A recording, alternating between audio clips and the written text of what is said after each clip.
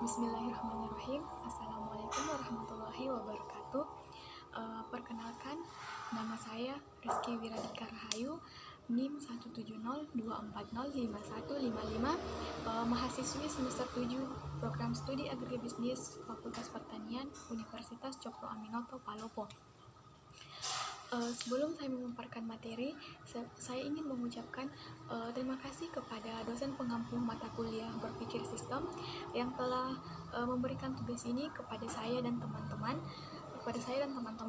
Nah, pada kesempatan kali ini saya ingin memaparkan materi mengenai berpikir sistem dengan judul manajemen berbasis berpikir sistem. Nah, adapun materi yang akan saya sampaikan terdapat beberapa poin. Yang pertama, pengertian berpikir sistem, kemudian yang kedua, tujuan berpikir sistem, kemudian yang ketiga, model berpikir sistem, poin keempat, unsur-unsur dalam berpikir sistem, kemudian yang terakhir itu konsep sistem dalam manajemen. Baik, saya langsung saja pada pembahasan pertama mengenai pengertian berpikir sistem. Berpikir sistem di sini berarti memikirkan seluruh komponen yang memperhatikan peran masing-masing komponen dan bagaimana mereka berinteraksi satu sama lain untuk satu tujuan yang telah ditetapkan sebelumnya oleh pemimpin. Nah, adapun tujuan dari berpikir sistem ini yaitu untuk menggabungkan kembali pemikiran sistem yang sesuai pendekatan untuk menemukan kebijakan dan merekayasa manajemen. Dengan demikian, pemikiran sistem dapat memiliki peran penting dalam berbagai disiplin ilmu.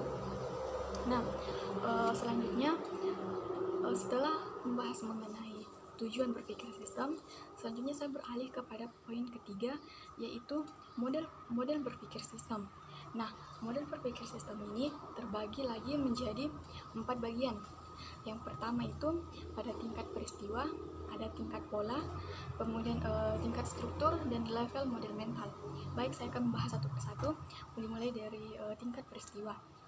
Nah, tingkat peristiwa adalah tingkat di mana kita biasanya memandang dunia.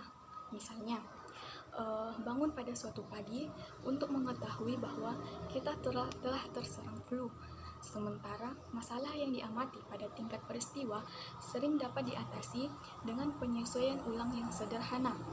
Model gunung es mendorong kita untuk tidak berasumsi bahwa setiap masalah yang diselesaikan dengan hanya mengobati gejala atau menyesuaikan pada tingkat peristiwa. Kemudian, yang kedua itu ada tingkat pola. Tingkat pola di sini tuh jika kita melihat tepat di bawah tingkat peristiwa, kita sering melihat pola. Peristiwa serupa telah terjadi dari waktu ke waktu. Kita mungkin terkena lebih banyak pilek ketika kita belum memiliki waktu istirahat yang cukup. Pola pengamatan memungkinkan kita untuk memperkirakan dan mencegah kejadian. Kemudian yang ketiga itu tingkat struktur. Di bawah tingkat pola terletak tingkat struktur. Ketika kita bertanya, apa yang menyebabkan pola yang kita amati? Jawabannya biasanya semacam struktur. Meningkatnya stres di tempat kerja karena kebijakan promosi baru, kebiasaan makan yang buruk ketika sedang stres, atau lokasi sumber makanan sehat yang tidak nyaman bisa menjadi struktur yang berperan dalam kita terkena flu.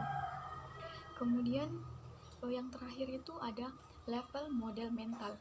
Nah, level model mental adalah sikap, kepercayaan moral, harapan, dan nilai-nilai yang memungkinkan struktur untuk terus berfungsi sebagaimana adanya. Ini adalah kepercayaan yang sering kita pelajari secara tidak sadar dari masyarakat atau keluarga kita dan kemungkinan tidak disadari. Nah, model mental yang biasa terlibat dalam diri kita yaitu ketika kita masuk angin bisa meliputi yang pertama, keyakinan bahwa karir sangat penting bagi identitas kita. Kedua, bahwa makanan sehat terlalu mahal atau sisanya untuk orang yang tidak termotivasi. selanjutnya saya akan membahas mengenai unsur-unsur dalam berpikir sistem. Nah, unsur-unsur berpikir sistem ini terbagi dalam 8 bagian. Yang pertama, mengakui interkoneksi. Ini adalah level dasar dari pemikiran sistem. Keahlian ini melibatkan kemampuan untuk mengidentifikasi koneksi kunci antara bagian-bagian dari suatu sistem.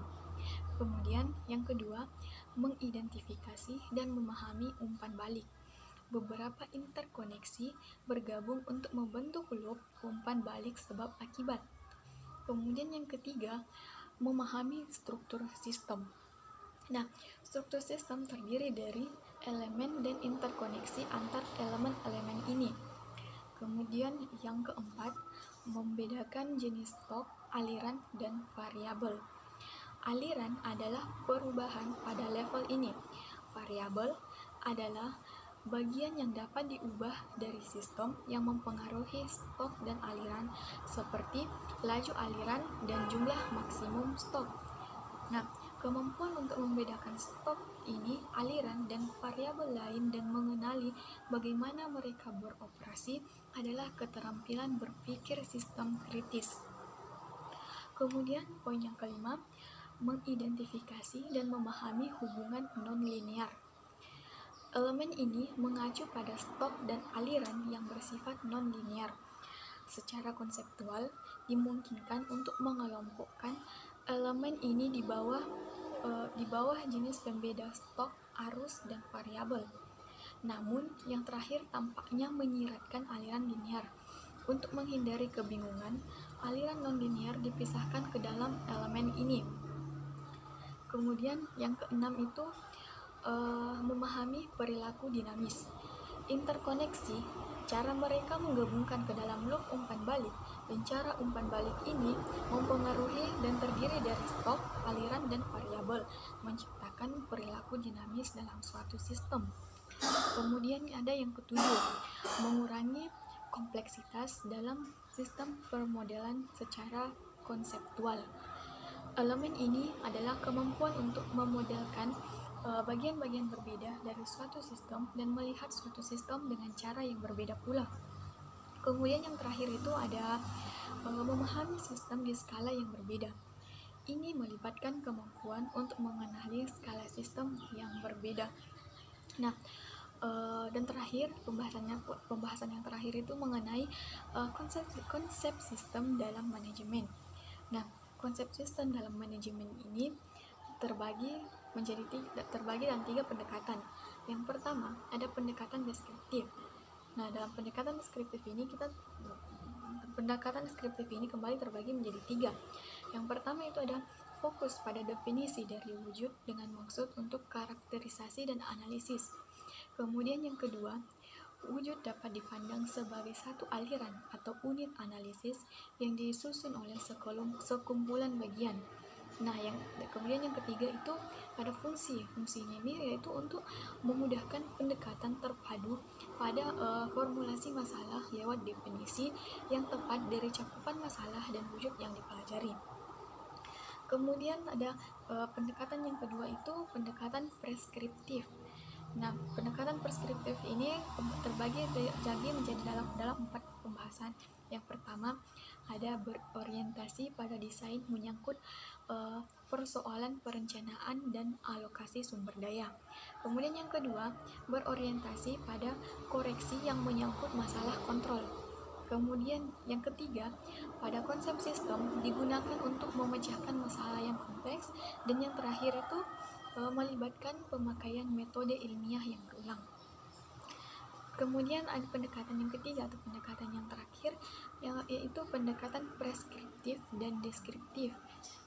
Nah, dari pendekatan ketiga ini kembali lagi dibagi menjadi 3 bagian, ke dalam 3 bagian lagi. Yang pertama itu perbedaan dimensi makro dan mikro. Dimensi makro ini merupakan wujud total, sementara dimensi mikro analisis dan perencanaan segmen yang lebih kecil. Kemudian yang kedua, ada perbedaan dimensi kuantitatif dan kualitatif. Nah, dimensi kuantitatif artinya pernyataan jumlah satuan dalam angka berdasarkan jumlah, dan dimensi sisi kualitatif itu merupakan pernyataan mutu.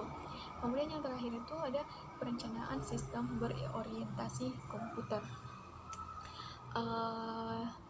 Baiklah, demikian yang dapat saya sampaikan. Semoga apa yang saya sampaikan dapat bermanfaat bagi kita semua. Kurang dan lebihnya saya mohon maaf. Assalamualaikum warahmatullahi wabarakatuh, dan terima kasih.